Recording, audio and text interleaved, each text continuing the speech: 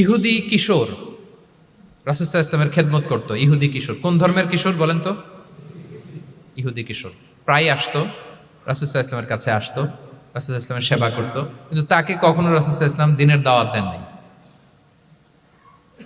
ছেলেটা ইহুদি, কিন্তু তার সামনে কখনো দিনের দাওয়াত তিনি দেন নাই। তো একদিন দেখে যে ওই ছেলে আসে না, লাগাতার এরকম কয়েকদিন যাবত ওই ছেলে আর আসে না।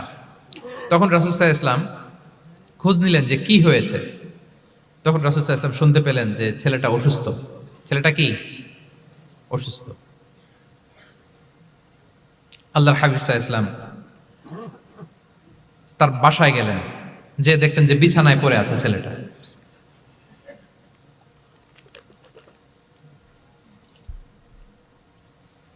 আল্লাহর হাবিব সাল্লাল্লাহু আলাইহি ওয়াসাল্লাম গেলেন, যে দেখলেন যে ইহুদি ছেলেটা বিছানায় পড়ে কাতরাচ্ছে, পাশে ছেলেটার বাবা।